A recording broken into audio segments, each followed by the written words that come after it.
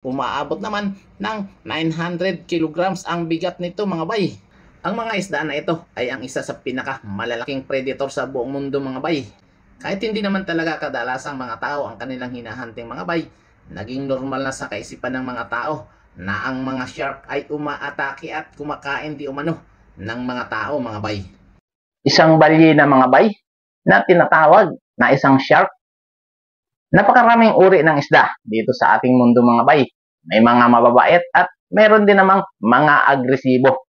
Sa video nating tampok sa araw na ito mga bay ay siguradong mamamangha ka na naman dahil ipapakita ko sa inyo ang iba't ibang klase ng mga malalaking isda na nabubuhay at matatagpuan lamang sa iba't ibang panig ng karagatan mga bay. Mag-subscribe ka na rin para sa araw-araw na video na kagaya nito.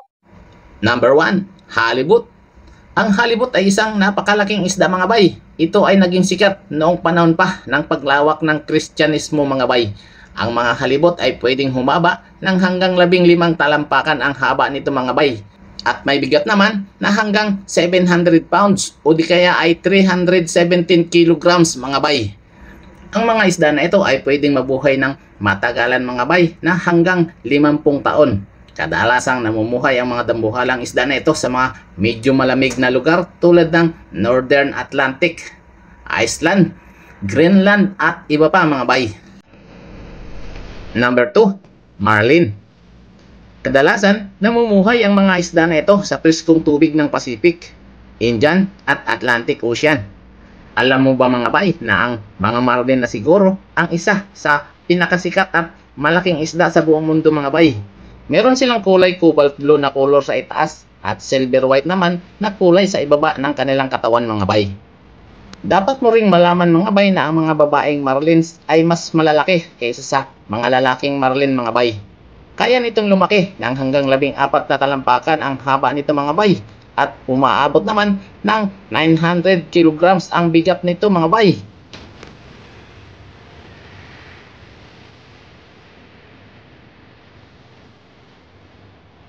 Number 3, Great White Shark.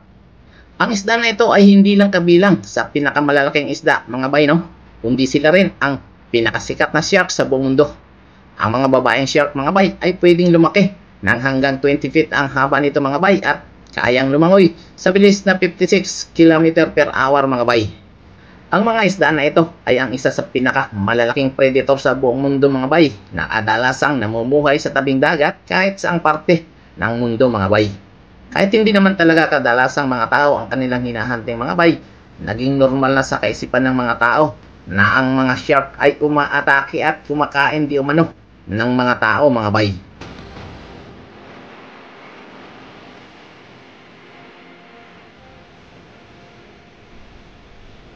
Number 4, Atlantic Bluefin Tuna. Sa pangalan pa lamang nito mga bay, matatagpuan ang isda na ito mga bay sa Atlantic Ocean. Kadalasan sa eastern at western part nito mga bay at may ilan sa kanila ay nabubuhay pa sa Mediterranean Sea mga bay. Ang mga Atlantic Bluefin Tuna ay pwedeng lumaki ng hanggang 18 talampakan ang haba nito mga bay at may bigat naman ng hanggang 500 kilograms mga bay. Ang kanilang matuwid at malatorpedo na hugis na katawan mga bay ay dinisenyo para sa kanilang endurance at sa bilis ng paglangoy ng mga ito mga bay. Meron silang kulay na blue sa itaas at silver white naman sa ibaba ng kanilang mga katawan mga bay. Number 5, whale shark. Ang whale shark na siguro ang isa sa pinakamalaking uri ng isda na nabubuhay sa kasalukuyan mga bay. Maaari silang lumaki ng hanggang 40 feet ang haba nito mga bay at may bigat naman na 9,000 kilograms ang bigat nito mga bay. Ang mga isda na ito ay nagtataglay ng napakalaking bibig na may sukat na 5 talampakan ang lawak mga bay. Madalas silang nakikita sa mga tropical na karagatan sa ating mundo. Dahil din sa kanilang white spot na coloration sa kanilang katawan mga bay, mabilis lamang silang natutukoy ng mga divers sa ilalim ng tubig mga bay. Ang whale shark ay mahilig lamang kumain ng mga plankton. Maliban sa kanilang kalakihan mga bay, wala namang dapat ikatakot sa mga isda na ito. Alam mo ba mga bay na ang mga balyena ay hindi kabilang sa mga isda? Ang balyena kasi ay mga warm-blooded animal o napapanatili nilang mainit ang kanilang katawan kahit pa malamig ang tubig mga bay. Hindi katulad ng mga isda mga bay na mga cold-blooded animal sila kung saan nagbabago ang kanilang temperatura ng kanilang mga katawan kahit pa napakalamig ng tubig mga bay.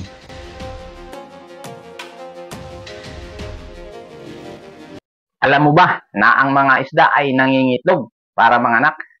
At ang mga balyena naman ay diretsong nanganganak katulad sa paraan ng mga tao mga bay. Kaya ang mga balyena ay kabilang sa mga mammals. Naaliw ka ba sa tampok nating video sa araw na ito mga bay? Mag-iwan lamang ng komento, i-like at ibahagi ang video ito para lumagana pa ang ating mga video na i-upload mga bay. Maraming salamat sa panonood.